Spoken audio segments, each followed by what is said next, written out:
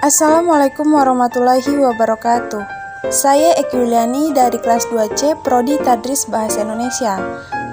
Di sini saya akan menyampaikan video materi pembelajaran tentang font dan fonem.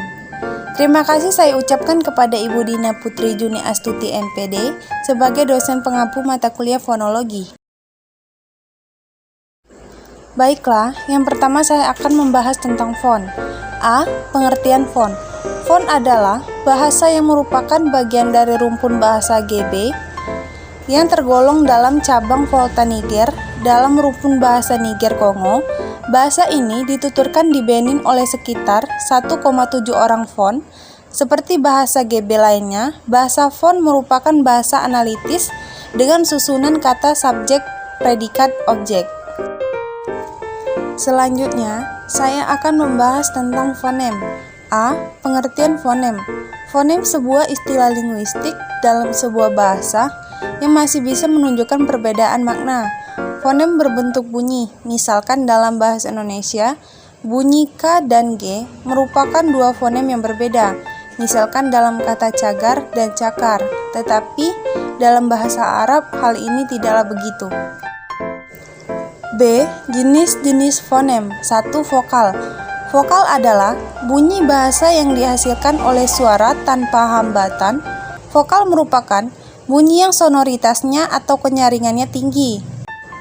Vokal menurut Kamus Besar Bahasa Indonesia atau KBBI memiliki beberapa pengertian. Dalam hal ini yang dimaksud dengan vokal adalah bunyi bahasa yang dihasilkan oleh arus udara dari paru-paru melalui pita suara dan penyempitan pada saluran udara di atas glotis.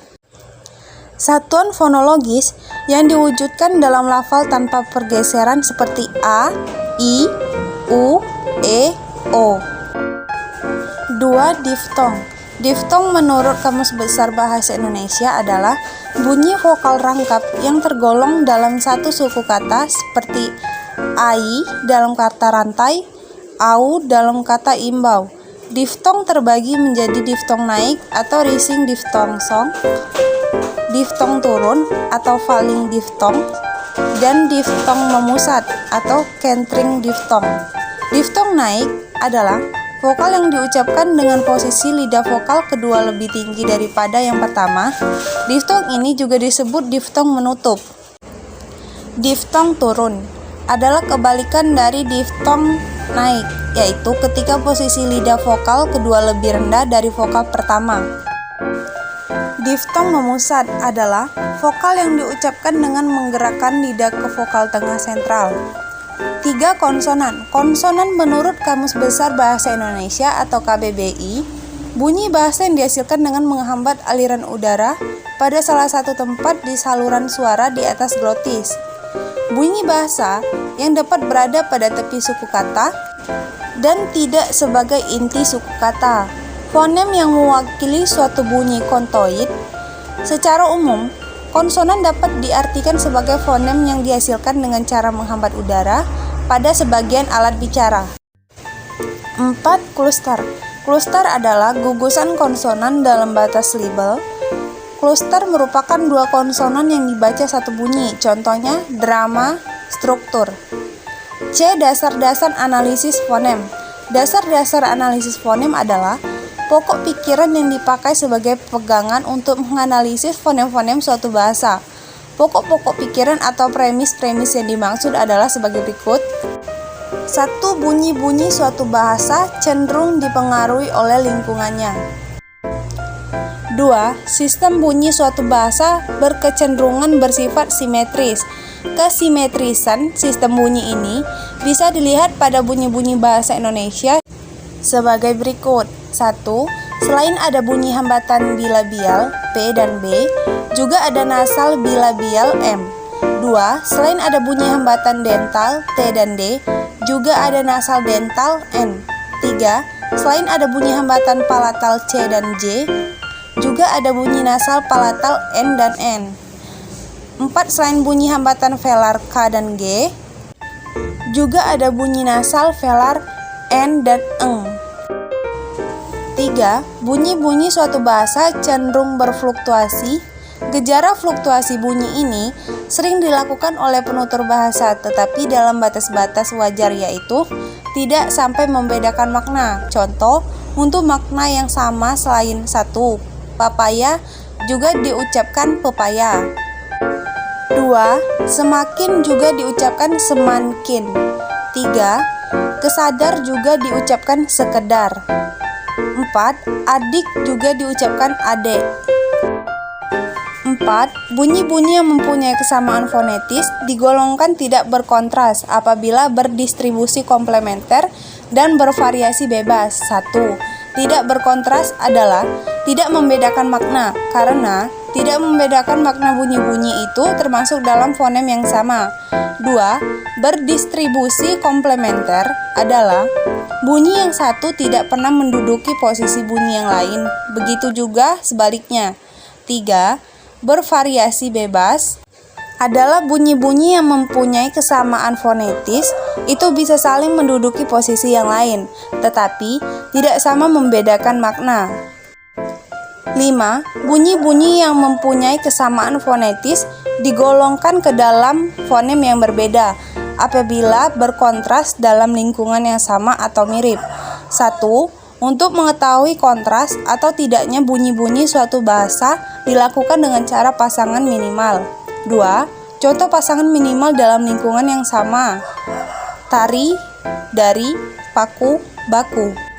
3. Contoh pasangan minimal dalam lingkungan yang mirip: ciri, jari, kilap, gelap. D. Prosedur analisis fonem. Prosedur yang dilakukan para linguis dalam analisis fonem: 1. Mencatat korpus data setepat mungkin dalam transkripsi fonetis. Korpus data ini bisa dari ucapan kata-kata terpisah dari penutur asli bahasa yang teliti, percakapan sehari-hari, cerita-cerita pribadi, contoh pa tambah pan, papan, ra tambah tap, ratap, pi tambah kir, fikir, pa tambah ya, pepaya. 2. Mencatat bunyi yang ada dalam korpus data ke dalam peta bunyi. 3. Memasangkan bunyi-bunyi yang dicurigai karena mempunyai kesamaan fonetis. Bunyi-bunyi dikatakan mempunyai kesamaan fonetis apabila bunyi-bunyi tersebut terdapat pada lajur sama, kolam sama, atau pada lajur kolam yang sama. Contoh, PP, PB, TT. 4. Mencatat bunyi-bunyi selebihnya karena tidak mempunyai kesamaan fonetis. Bunyi-bunyi yang tidak mempunyai kesamaan fonetis adalah bunyi S, C, dan H. 5. Mencatat bunyi-bunyi yang berdistribusi komplementer. Berdasarkan korpus di atas, pasangan bunyi yang berdistribusi komplementer adalah P dan P. 6. Mencatat bunyi-bunyi yang bervariasi bebas. 7. Mencatat bunyi-bunyi yang berkontras dalam lingkungan yang sama atau identis. Contohnya kecap, kicap. 8. Mencatat bunyi-bunyi yang berkontras dalam lingkungan yang mirip atau analogis. Contoh pasar, besar. 9. Mencatat bunyi-bunyi yang berubah karena lingkungan. 10. Mencatat bunyi-bunyi dalam inventory fonetis dan fonemis, condong menyebar secara simetris. Contoh ratap, kota. 11. Mencatat bunyi-bunyi yang berfluktuasi.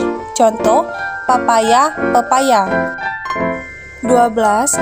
Mencatat bunyi-bunyi selebihnya sebagai fonem tersendiri. Contoh S, C, H.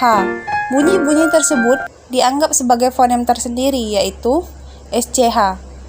E. Analisis fonem bahasa Indonesia.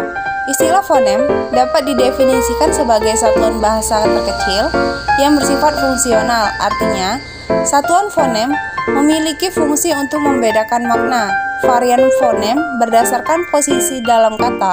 Misal, fonem pertama pada kata makan dan makna secara fonetis berbeda.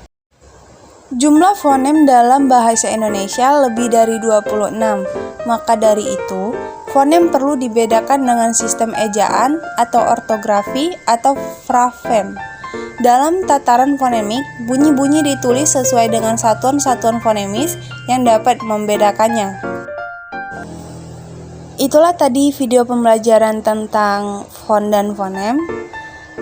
Saya ucapkan terima kasih. Wassalamualaikum warahmatullahi wabarakatuh.